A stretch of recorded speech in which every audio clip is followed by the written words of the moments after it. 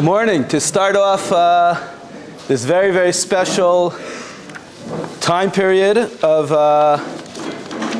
excellence and new levels of learning, I want to try to introduce with a very important Gemara. I've quoted it many times in different contexts, but the Gemara says in Maseches Chagiga on Daf Tesamud Beis, Amar le Bar Hei le Hillel. Bar Hei said to Hillel, hopefully, Mirz Hashem, Thursday night, at the end of our journey, we'll speak about the significance of Ben Hei being the one that asked this question. Maidik Sivi asks, what's the pasuk that says, what does it mean, V'shavtem or Isam ben Tzadik l'Rasha, that you're going to see there's a difference between a Tzadik and a Rasha, ben Oved Elokim l'asher lo avado, and someone who serves Hashem and doesn't serve. Hainu Tzadik, Hainu Oved Elokim. It's the same thing. A Tzadik is someone who serves Hashem. Someone who's a Rasha is Asher Lo Avado, is someone who doesn't serve Hashem. So why are there these two different categories? Amrlei, Hillel answered Ben Hei, Avado v'lo Avado tarvayu tzadike gemurei ninu. Ve'enu dome shona pirko mea pa'amim. The person who's an Oved Hashem, he serves Hashem. The person who doesn't serve Hashem are both tzadikim. What do you mean? Doesn't serve Hashem? He's a tzaddik. He's a good guy? Yeah. It's talking about a good guy who doesn't serve Hashem. What does it mean? The person who doesn't serve Hashem is Eino Doma Shona Pirko Mea Pavim, someone who learns something 100 times. L'Shona Pirko Mea Ve'echad. Someone who learns something 101 times, he's considered a servant of God. Someone who learns something just 100 times, the guy's a tzaddik, he's learning all day. He learned 100 times. I don't know who here has already decided they're going to learn over the next 3 days something 100 times, okay? Someone who learns something just 100 times, he's a tzaddik, but he's not considered an Eved Hashem. He's not an Oved Elokim. The difference of one time makes someone an Eved Hashem. So it sounds pretty strange. So the Gemara asked this question. Amalei. So Ben Hei said to Hillel, seriously? Umishum Chad Zimna, for one more time? Kari le lo avado? He's considered not a servant of God? One more time? Seriously? He went 100 times. Amalei in. Hillel said yes. And I'll explain it to you with a parable. Say ulamad, go and look, mishuk shel chamarav. Go look at the marketplace of donkey drivers. Okay, go look at the taxi cab drivers. Asara parsi bezuze. If you want to travel 10 miles, it costs 1 zuz. Chadas parsi, if you go 1 more mile, you go an 11th mile, it doesn't cost 1.1 zuz. It costs 3 zuzeh. It costs double. You have to pay 2. For just 1 more, you have to pay 2. So you see that the amount that it costs to travel 1 more mile after you go 10 is double the amount. So you see that there's a significant difference just by going 1 more. So in the Sefer Hadran Alach, it's a Sefer all about doing chazara, the importance of reviewing. So in the beginning of the Sefer, he asks the following question. He says, what in the world is the comparison between these taxi drivers, these donkey riders, and learning Gemara? The taxi drivers, that's what they've decided. They decided that if you go 10 miles, it costs this amount. If you go 1 extra mile, it costs double. That's something that they made up together. But would anyone say that if I learn 1 time, that's significant? Every time you learn something, 1, 2, 3, 4 times, 7 times, every single one is significant. So 100 to 101, Hashem thinks that's significant. So how can you compare that to what the market decided should be the price on traveling just 1 more over 10? So he explains as follows. He says, you see from here that Hillel is teaching us a fundamental difference. That it's not just that when you go ahead and you learn 1 more time, it's like 1 more and I got over the hump. But it's fundamentally something totally different. It's a different planet. It's like the guy who says that I travel, 10 parsi, 10 miles, that's what I do. You want to go 1 more mile? Well, I'm happy to take you 10 more miles, but there's 1 more price, it's double already. Once you go into the next realm, that's the cost. It's like when I'm buying tiles once for my house. I said, I want the cheap tiles. They're like, buddy, this is what it costs. You can get the cheap ones, you're paying the same amount of money. Same thing over here. You go 1 parsa more, that's it. You have to pay double.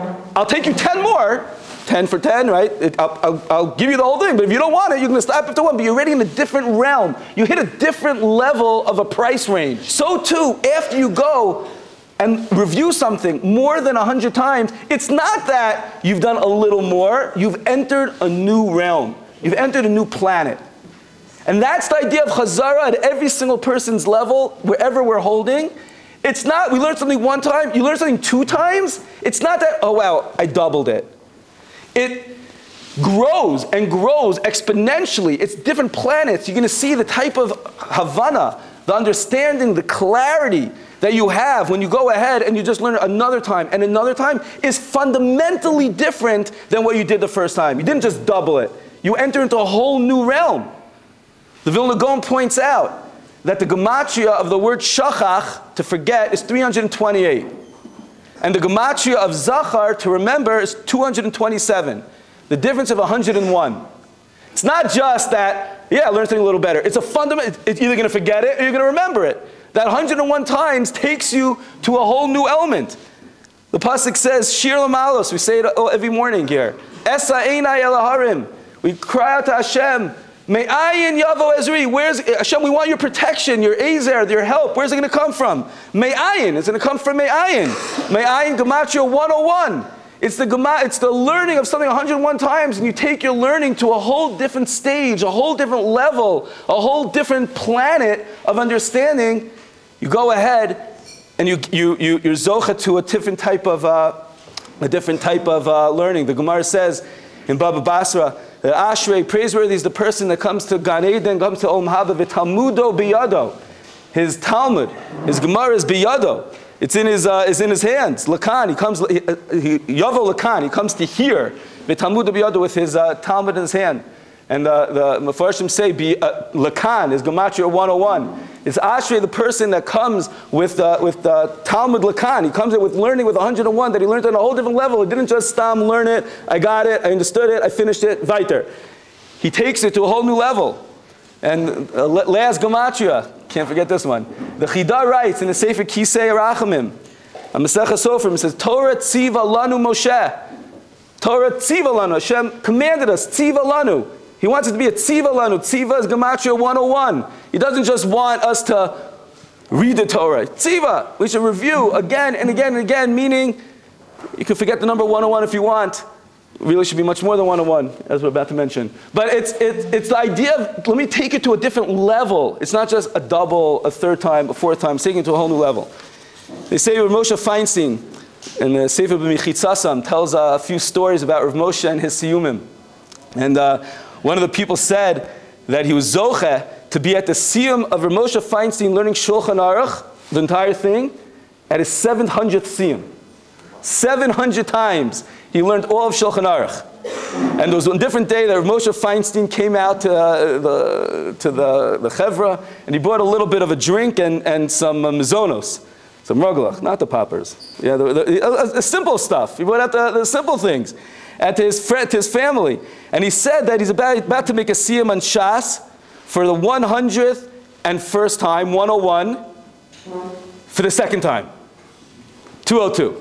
Okay, he finished 101 times a second time, so now we brought out the Raglach. We have the Raglach here. We didn't even start yet. Okay, it's the 202nd time on all of Shas. That's where Moshe Feinstein brought out the Raglach. Mamish, unbelievable. It's an incredible thing, and you learn through this farm. You see what people did. Chazar, the Aruch HaShulchan had a Chazar Seder 40 times, every single Masechta, every single time. The Gra, they had 100 times, every single Masechta. And I just want to close with one story. You mentioned it last year. This is, I think, the winner. And this is a copy of a tombstone. Okay, it's in Har Menuchos. You could go see the kever. The Rav, his name was Rav Eliezer Yosef Lederberg. Okay, Eliezer Yosef Lederberg lived from 1869 to 1954. He wrote a sefer called Avas Hashem, which has haskamas from Rav Kook, Rav Zonnenfeld, and Rav Dushinsky. And they offer him Hatzlachu, the sefer Avas Hashem. Okay, so he was a big Marbitz Torah. He lived here in Batei Varsha, here in Yerushalayim. And the doctors told him that he had to do a certain surgery, that very good chance that after the surgery he's going to lose his eyesight. He's not going to be able to see. So he said, okay, how long can I push off the surgery for? He said 6 months. 6 months, that's the max that we could push it off. He said, okay. So it's 6 months left. Can you imagine you have 6 months left where a good chance you're not going to be able to see ever again for the rest of your life? So what do you do for those 6 months? So he, in those 6 months, memorized Maseches Beitza and Maseches Rosh Hashanah. Because he figured he was young, and if he's going to lose his eyesight, he's never going to be able to learn again. So if he knows it by heart, he would have continued to review. He had the surgery, Baruch Hashem was successful, and he actually did not lose his eyesight. But because he had intentions to continue to review this, he reviewed Maseches Beitza and Rosh Hashanah 4,000 times. And he wrote it on his tombstone. The tombstone says, here is buried Eliezer Yosef ben Rav Yitzchak Halevi Letterberg. Here bits Torah berabim. He taught a lot of Torah to a lot of people. Lamad v'chazar. He learned and reviewed Baal Peh, by heart. Yoter, more. Me'arbat alafim pam, more than 4,000 times. Masechtos Beitza and Rosh Hashanah. So you say, like, that's what you put on your tombstone? So don't worry, he knew you'd be bothered by that question. He puts that on the bottom in big letters. And the top is like the little letters that he finished 4,000 times. On the bottom in very big letters, it says, Ubetzavaso Kasav, in his will he wrote that he'd like to put this on his matzeva. Kidei she'ulai, maybe, gam akoni yikabel alav lasos kacha. Maybe someone else will see this and be inspired to also try to do this. 4,000 times he learned this Gemara. It's unbelievable. He was a storekeeper, by the way, just for the record. He worked all day long. Okay? This is an unbelievable thing. It's just that our hasagos, what we think we could reach for, are so low. Because we were never educated or inspired in this way. But we could review and review and review and review 101 times, 202 times, 4,000 times. We have to set our bar really, really, really high. Bezrat Hashem, that's going to take us and shoot us up into a whole different stratosphere of clarity, of Dveikus to Hashem, of appreciation and loving Torah in a whole different way. And Mirz Hashem, it's not just going to be 3 days, but it's going to take us forward for the rest of the Zman, for the rest of the year, Bez Hashem, for the rest of our lives, and we should have tremendous, tremendous amount of Hatzlacha.